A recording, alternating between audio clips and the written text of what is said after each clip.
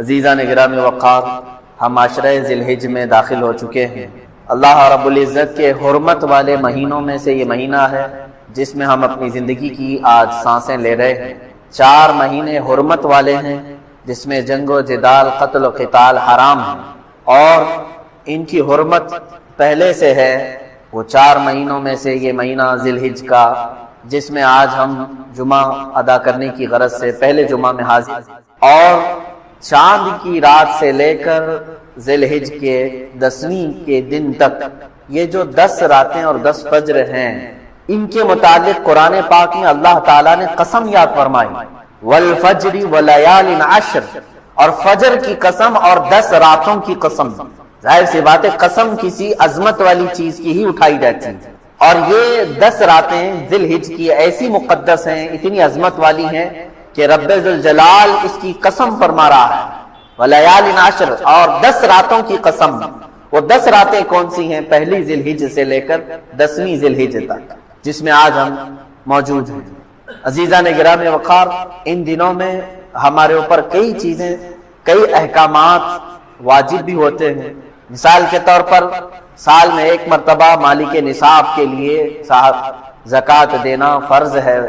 اسی طرح سے ان قربانی کے دنوں میں، وہ قربانی کے دن صرف 3 ہیں، ایام نحر ان کو کہا جاتا ہے، 10، 11 اور 12 ذی الحجہ کی۔ اسی لیے اسلام میں رزق کی بڑی اہمیت ہے۔ ہم کیا کھا رہے ہیں، کیا پی رہے ہیں، اگر آپ نے رزق کے متعلق سوچ و بچار نہیں کیا تو ہو بہو آپ اس کائنات میں جانوروں کی زندگی گزار رہے ہیں۔ جانوروں کے لیے کوئی ریسٹرکشن نہیں ہے، کوئی حد نہیں ہے، کوئی ممانعت نہیں ہے۔ اگر وہ غلاظت کھا لے تو بھی کوئی اس کو برا نہیں سمجھتا، چارہ کھا لے تو بھی کچھ برا نہیں سمجھتا، سڑا ہوا کھا لے تو بھی کچھ برا نہیں سمجھتا، مرا ہوا کھا لے تو بھی کسی کو کچھ فرق نہیں پڑتا۔ جانوروں کی زندگی میں، کھانے پینے کے معاملات میں ظاہر سی بات ہے کوئی لمٹ ان کے ہاں موجود نہیں ہے۔ انسان ہیں آپ، اشرف المخلوقات ہیں۔ اسی لیے رب تعالیٰ فرماتا ہے، یا ایھا الذین آمنوا، اے ایمان والو، کلوا من طیبات ما رزقناکم، ہم نے جو تمہیں رزق دیا ہے ان میں سے پاکیزہ چیزیں کھاؤ، پاکیزہ چیزیں کھاؤ، واشکروا للہ، اور اللہ کا شکر بجا لاؤ۔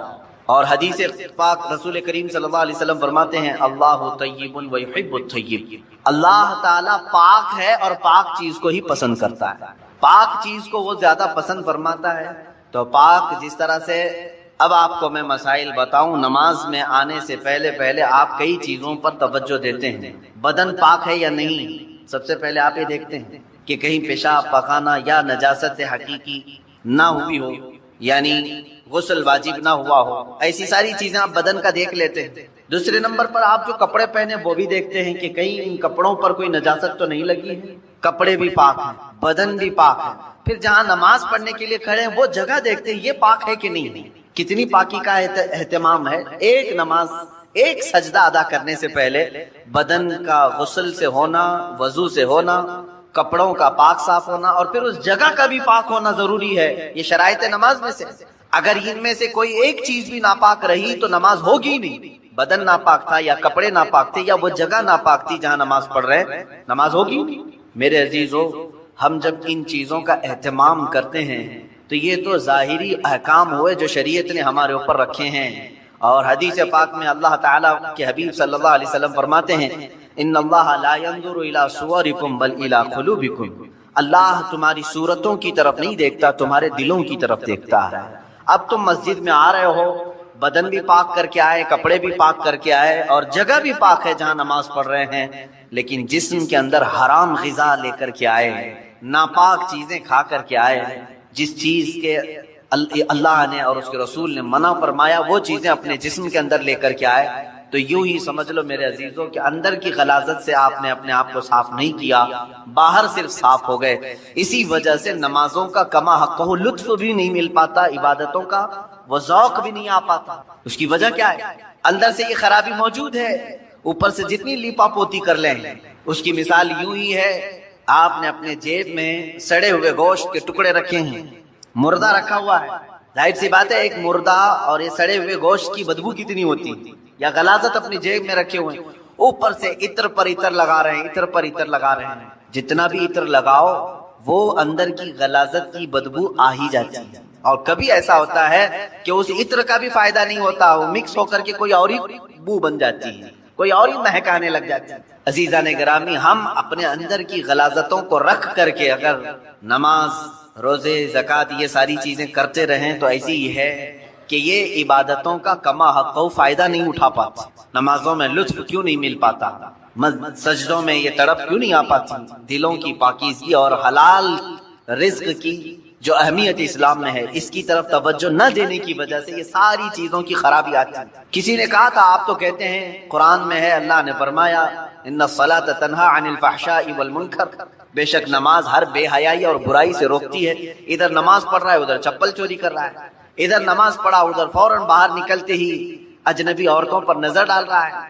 تو کہاں اس کی نماز نے تو بے حیائی سے اسے روکا ہی نہیں. قرآن کہہ رہا ہے نماز بے حیائی سے بچاتی ہے، برائی سے بچاتی ہے. ظاہر سی بات ہے آپ کا سوال حق ہے، نماز بے حیائی اور برائیوں سے بچاتی ضرور ہے، اس میں نماز کا قصور نہیں میرے عزیز. نماز کو جس انداز سے پڑھنے کا حکم دیا گیا تھا وہ نماز تم نے اگر پڑھ لیا ہوتا، ظاہر بھی پاک ہو باطن بھی پاک ہو، پھر دیکھو تمہیں نماز صرف بے حیائی اور برائیوں سے بچاتی نہیں بلکہ مولا کے قرب تک پہنچاتی، اللہ رب العزت کے قرب تک پہنچاتی ہے.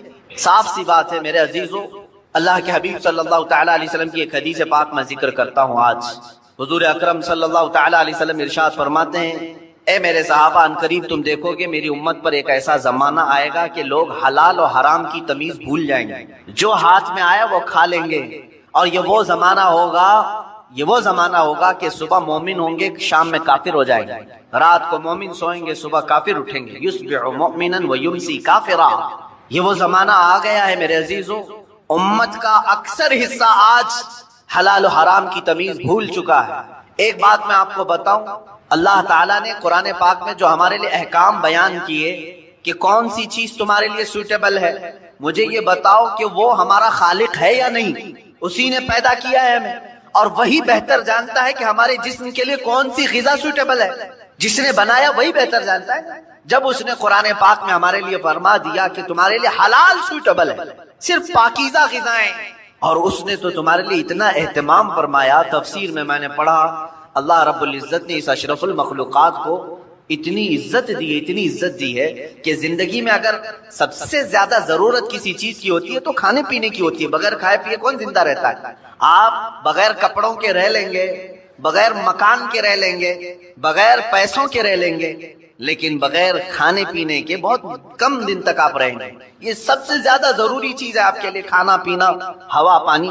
لیکن پورے جانوروں کو دیکھو، ان کا رزق ان کے سامنے پڑا رہتا ہے، سر جھکا کر کھاتے ہیں کہ نہیں؟ بکری اپنا چارہ زمین پر چاٹ کر کے کھاتی ہے، بیل، بھینس، کتا، بلی، جس کو بھی آپ کھانا ڈالیں، پانی ڈالیں، دودھ ڈالیں، جو کچھ بھی ان کی غذائیں ڈالیں، وہ اپنا سر زمین پر رکھ کر کے اپنی زبان کو کھانے سے لگا کر کے کھاتی ہیں، سر نیچے کر کے کھاتی ہیں. اشرف المخلوقات کو اللہ تعالیٰ نے یہ عزت بخشی ہے کہ تمہارا سر رزق کے سامنے بھی جھکنے نہ پائے. یہ صرف اللہ نے اپنے لیے بنایا ہے، وہاں پر بھی جھکنے نہ پائے.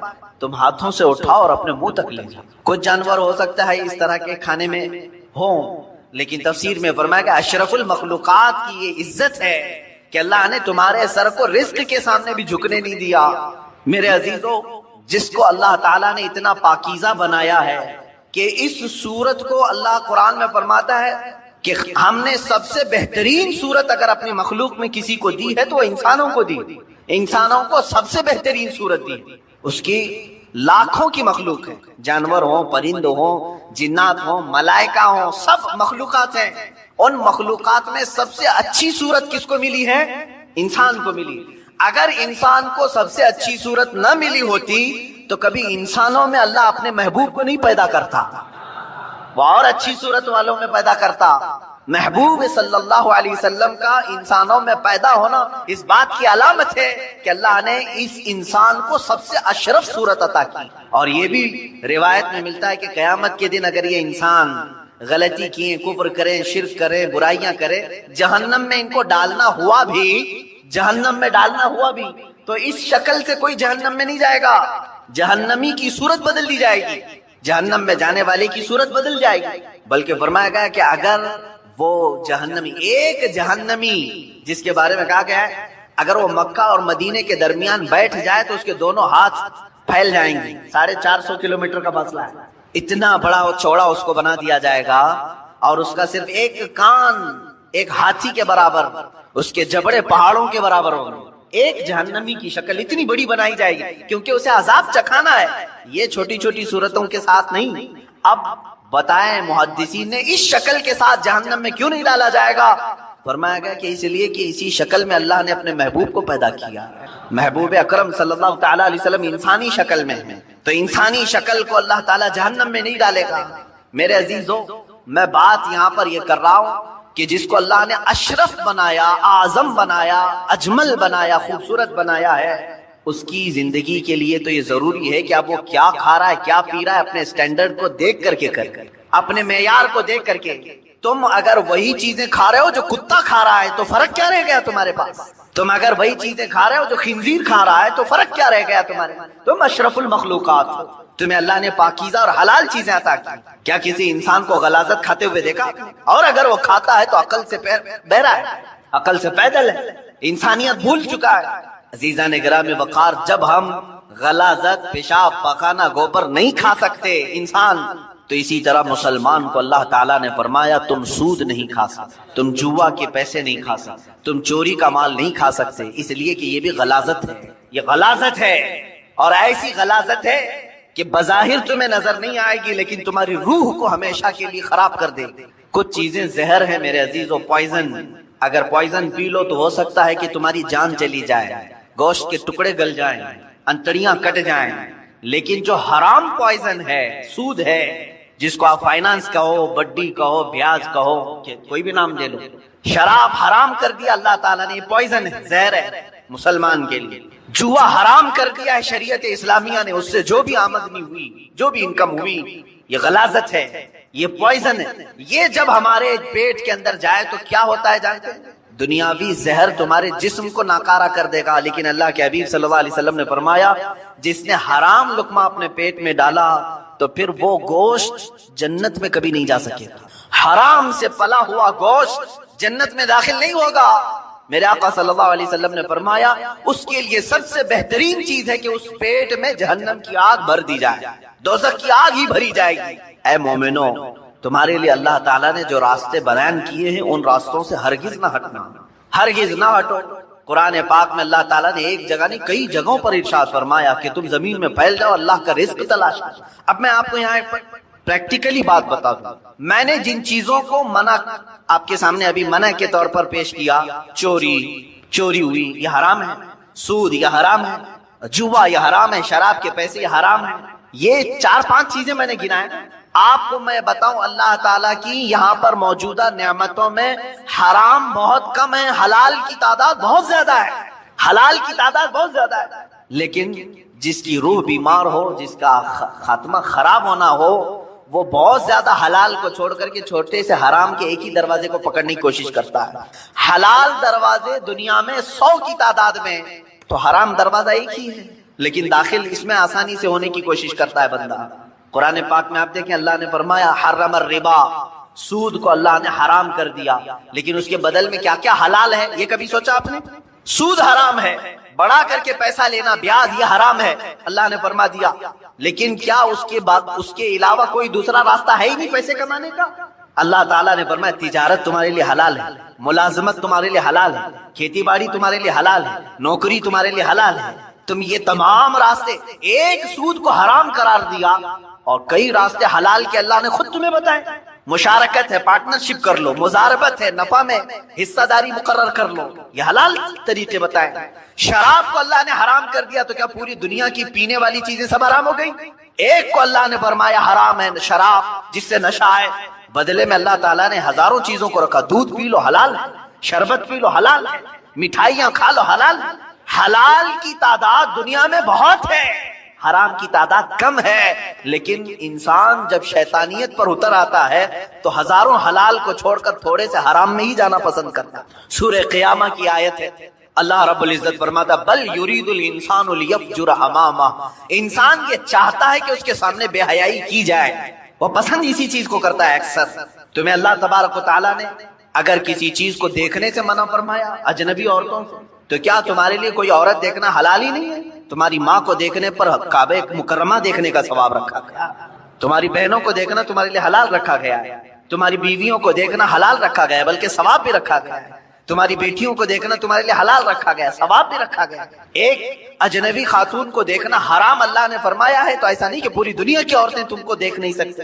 عزیزان گرامی وقار، حرام کی تعداد کم ہے اور حلال کی تعداد زیادہ ہے، لیکن جس کے اندر جس کا باطن خراب ہو چکا ہو اس کی طبیعت حرام کی طرف ہی مائل ہوتی۔ اللہ کے حبیب صلی اللہ تعالی علیہ وسلم کی ایک حدیث میں سناؤں گا، موسیٰ کلیم اللہ علیہ الصلوۃ والتسلیم کوہ طور پر جا رہے تھے، ایک بندے کو آپ نے روتے ہوئے گڑ گڑاتے ہوئے دیکھا، وہ دعا کر رہا تھا، اور کیسے دعا کر رہا تھا، اتنا رو چکا تھا وہ کہ اس کے کپڑے بھیگ چکے تھے آنسوؤں سے، اس کے آنسوؤں سے کپڑے بھیگ چکے تھے، رو رو کر کے زاروں قطار وہ دعائیں کر رہا تھا۔ موسیٰ علیہ السلام جلیل القدر پیغمبر ہے، انہیں ترس آ گیا اس پر۔ طور پر جانے کے بعد اللہ کی بارگاہ میں انہوں نے اس کی سفارش کی، اے مولا، وہ بندہ جو کوہ طور کے نیچے بیٹھا ہے تجھ سے اتنی دیر سے مانگ رہا ہے کہ آنسوؤں سے اس کے کپڑے تر ہو گئے ہیں، اس کی دعا سن لے مولا، اس کی دعا قبول کر لے۔ رب تعالیٰ نے فرمایا، اے موسیٰ، مانگتے مانگتے اس کے ہاتھ آسمان کو پہنچ جائیں، روتے روتے وہ مر بھی جائے تو میں اس کی دعا قبول نہیں کروں۔ موسیٰ علیہ السلام نے عرض کیا، مولا ایسا اس نے کیا کیا؟ رب تعالیٰ فرماتا ہے کہ اس لیے کہ اس کے بدن پر کپڑے حرام ہیں اور پیٹ میں لقمہ حرام ہے، حرام کا لقمہ اس کے پیٹ میں ہے اور حرام کا لباس اس کے جسم پر ہے، میں اس کی دعا کو اس کی موت تک قبول نہیں کروں گا۔ دعائیں نہیں جاتی ہیں، بار اجابت تک نہیں ٹکرائیں گی۔ دعاؤں کے قبول ہونے کی شرائط کبھی آپ نے پوچھا کسی سے جا کر؟ یہ شکایت تو سب کی ہے، بہت دعا کیا، بہت وظیفے پڑھے، اب تک کچھ بھی نہیں اثر ہوا، کچھ بھی نہیں قبول ہوا۔ کبھی اس کے نہ قبول ہونے کے علامات یا شرائط کیا ہیں دعا قبول ہونے کی، یہ آ کر کے کبھی آپ نے پوچھا؟ سب سے پہلی شرط ہے دعاؤں کے قبول ہونے کی، حلال کھائے اور سچ بولے، حلال کھائے اور سچ بولے۔ اللہ کے حبیب صلی اللہ علیہ وسلم نے ایک صحابی کو یہ عمل بتایا، کہا اگر تم چاہتے ہو کہ ہر دعا تمہاری قبول ہو جائے تو مستجاب الدعوات بن جاؤ، تو دو چیزوں کی پابندی کرنا، زبان سے سچ بولنا اور منہ سے حلال لقمے کھانا، پھر کوئی وظیفہ کرو نہ کرو اللہ تمہاری ہر دعا قبول کرے گا، مستجاب الدعوات بنو گے۔ یہاں آج وہ حدیث صادق آ رہی ہے میرے عزیزو، جو اللہ کے حبیب صلی اللہ علیہ وسلم نے فرمایا، اے میرے صحابہ، ان قریب تم دیکھو گے امت پر میرے ایک ایسا زمانہ آئے گا کہ میری امت حلال و حرام کی تمیز بھول جائے گی، ختم کر دے۔ وہ زمانہ میں اب آنکھوں سے دیکھ رہا ہوں۔ آج امت مسلمہ کو پوری دنیا نے سودی کاروبار پر لگا کر رکھا ہے۔ حقیقت میں آپ کو بتاؤں، آج یہودیوں کا سب سے بڑا نظام، دجالی نظام، یہ کریڈٹ پر جو چل رہا ہے، سودی بینکوں کا جو نظام انہوں نے پوری دنیا میں متعارف کروایا، پوری دنیا سے انہوں نے حلال کا خاتمہ کرنے کی کوشش کی، اس میں مسلمان بھی ملوث ہوئے۔ بینکوں کے مسائل الگ ہیں، لیکن تقریباً پوری دنیا کو انہوں نے سود پر لا کر کھڑا کر دیا، سود پر لا کر کھڑا کر دیا۔ اور سود کی نحوست ایسی ہے کہ جو بندہ اس میں ڈوب گیا وہ نحوستوں میں گرفتار ہو گیا۔ اللہ اور اس کے فرشتے اس بندے سے اپنی نظر ہٹا لیتے ہیں جو سود کی بلا میں ملوث ہو جاتا ہے۔ لیا ہے کسی سے سود پر پیسہ، استعمال کر رہا ہے اور بڈی بھر رہا ہے، اللہ تبارک و تعالیٰ اس بندے پر رحم نہیں فرمائے۔ لیکن یہ ہے، میں نے پڑھا ہے، سلطان عبد الحمید ثانی رحمت اللہ تعالیٰ علیہ، خلافت عثمانیہ کے ایک عظیم سلطان کا نام خلیفہ، ایک دن آپ نے اپنے وزیر سے کہا فلاں صاحب ہیں ان کو بلائیے۔ کوئی دکاندار تھے تو وزیر نے بلایا، وہ اندر آئے، سلطان نے اپنی جیب سے کچھ پیسے نکالے اور کہا کہ یہ آپ کا پورا ہو گیا، حساب کتاب صاف۔ بادشاہ وقت ہے خلیفہ عبد الحمید ثانی، جس کی حکومت تقریباً آج کے 40 کنٹریز پر تھی، 40 ملکوں پر، وہ ایک بنیا سے دکان کے حساب کتاب کر رہا ہے اور پیسے واپس دے رہا ہے۔ وہ جب باہر نکلا بنیا تو وزیر نے پوچھا کہ آپ کو کیوں بلائے تھے؟ خلیفہ اسلام آپ کو کیوں بلایا تھا؟ کیا کہا میرا ان کے اوپر کچھ قرضہ باقی تھا، مجھ سے انہوں نے قرضہ لیا تھا، وہ لوٹانے کے لیے بلایا۔ کہا وقت کا 40 ملکوں پر حکومت کرنے والا خلیفہ دکان کے ایک بنیا سے قرضہ لیا ہوا؟ تو انہوں نے کہا ہاں، وہ بسا اوقات مجھ سے لیتے رہتے ہیں۔ اس کے بعد وہ چلا گیا، اس کی پریشانی بڑھ گئی۔ وزیر نے آ کر کے پوچھا کہ حضور یہ کیا معاملہ ہے؟ وہ سچ کہہ رہا ہے، آپ کو حقیقت میں ایسے چند سکوں کی پیسوں کی ضرورت پڑ گئی؟ میرے عزیزوں، سود کے بدلے میں اسلام نے کیا دیا ہے؟ بادشاہ خلیفہ سلطان عبد الحمید ثانی اللہ ان پر رحم فرمائے۔ فرماتے ہیں میں نے ایک حدیث پڑھی تھی اللہ کے رسول صلی اللہ تعالیٰ علیہ وسلم کی کہ بندہ اپنی ضرورتوں کے تحت اگر کسی سے قرض حسن لیتا ہے تو ادا کرنے کی نیت ہو، لیا ہے ادا کرنے کی نیت ہو تو ادا کرنے کے زمانے میں جتنی دن تک وہ کوشش کرتا رہے گا اللہ کے نزدیک وہ رحم کرنے والا بندہ پائے گا، خصوصی نظر اللہ کی اس پر ہوگی کہ یہ بندہ قرض میں ڈوبا ہوا ہے لیکن دینے کی نیت کیا ہوا ہے۔ میں ہمیشہ اس بنیا سے تھوڑے سے یہ قرض اس لیے لے لیتا ہوں کہ اللہ مجھ پر نظر رکھے، اللہ رب العزت مجھ پر نظر خاص رکھے، کیونکہ اس بندے پر اللہ رحم فرماتا ہے ہاں دینے کی نیت کیا ہو۔ اور حدیث پاک میں یہ بھی ہے کہ قرض لیا ہے دینے کی نیت سے اور وہ کوشش میں لگ گیا دوسرے ہی دن سے مجھے دینا ہے مجھے دینا ہے، فرمایا اللہ تعالیٰ سارے فرشتوں کو اس کی مدد میں لگاتا ہے کہ اس کے لیے راستے کھول دو، کہیں سے بھی آ جائے اس لیے کہ اس کا بوجھ اتر جائے۔ اس سے قبل بھی میں نے شاید بتایا ہو اس بات کو۔ اور جس کی نہ دینے کی نیت ہو، پیسہ لیا ہڑپ گیا، اس کے لیا کھا گیا، قرض ادا کرنے کی نیت نہیں، اس کے لیے بھی سن لو، فرمایا گیا کہ اگر دینے کی نیت نہ ہو تو اللہ تعالیٰ اس پر دروازے بند کرتا ہے، محتاجی پر محتاجی آئے گی۔ یہ کبھی نہ سمجھنا کہ اس قرضے کے بعد سب چکتا ہو جائے گا، ان قریب تم دوسرا اس سے بڑا قرضہ کسی اور سے لوگے، اس کے بعد تیسرا کسی اور سے لوگے، اس نحوست میں تمہاری موت آ جائے گی، تمہاری محتاجی نہیں جائے گی۔ ایک قرض اگر چکانے کی نیت نہ ہو 100 قرضوں کا بوجھ تمہارے اوپر آ جائے گا، ذلیل ہو کر کے مریں گے دنیا سے۔ قرض ادا کرنے کی اگر نیت نہ ہو تو اس کے لیے وہی۔ بہرحال میرے عزیزوں، میں رزق حلال کی بات کر رہا ہوں۔ مسلمان اگر حرام کی طرف جاتا ہے تو یہ اسے زیب نہیں دیتا۔ جو اللہ اور اس کے رسول صلی اللہ تعالیٰ علیہ وسلم کو دل و جان سے مانتا ہو، اللہ کی بارگاہ میں سجدہ ریز ہوتا ہو اور اللہ کی حمد و ثنا بیان کرتا ہو اپنی زبان سے، اس زبان کو ہرگز یہ زیب نہیں دیتا کہ وہ اپنی زبان سے حرام لقمے اپنے پیٹ میں اتارے، حرام لقمے پیٹ میں اتارے۔ حضرت عبداللہ بن مبارک رحمۃ اللہ تعالیٰ علیہ فرماتے ہیں کہ نہیں، ان کا ایک واقعہ یوں بیان کیا گیا، جب آپ کا انتقال ہو گیا تو کسی نے آپ کو خواب میں دیکھا، پوچھا اے ابن مبارک اللہ تعالیٰ نے آپ کے ساتھ کیا معاملہ فرمایا؟ فرماتے میں تو بخشا گیا ہوں، لیکن میرے گھر کے سامنے ایک لوہار رہتا تھا، لوہے کا کام کرنے والا، اللہ نے میرے سے زیادہ اسے بلند مرتبہ عطا کیا، مقام اس کا بلند ہو گیا ہے۔ تو لوگ جنہوں نے خواب میں دیکھا علماء سے کہا کہ ایسے ایسے ہم نے خواب دیکھا، کہا کہ وہ لوہار ہے کہ حقیقت میں؟ کہا ہاں ہے۔ جا کر کے پوچھا گیا، اس کا بھی انتقال ہو چکا تھا، اس کی بیوی سے پوچھا گیا تیرا شوہر ایسا کیا کرتا تھا؟ کہا اس نے کہ وہ روزانہ اپنے ہاتھوں کی کمائی کھاتا تھا، ہاتھوں سے لوہے کا کام کرتا تھا، خود کی محنت کی کھاتا تھا۔ اب اگر آپ پوچھ رہے ہیں بہت ساری نیکیاں کیا ہیں، تو مجھے تو ایسی کچھ نظر نہیں آئی۔ 2 چیزیں تھی اس کی، 2 چیزیں تھی۔ کہا کیا؟ ایک تو یہ کہ رات کو تھک کر کے آتا تھا، جب ہم سونے کے لیے تیار ہوتے اپنے گھر میں تو سامنے عبداللہ ابن مبارک کا گھر تھا اور وہ تہجد کے لیے کھڑے ہوتے تھے رات کو۔ میرا شوہر ہر دن یہ اٹھا کر ہاتھ یہ کہتا ہے اللہ کاش مجھے اتنی محنت نہ کر کے رزق زیادہ آ گیا ہوتا تو میں بھی رات بھر تیری عبادت کے لیے کھڑا ہوتا۔ روزانہ یہی کہتا تھا میرے پاس بھی رزق کی وسعت آ جائے تو میں بھی رات بھر کھڑا ہو جاتا۔ دوسری چیز ایک یہ تھی اس کی کہ لوہے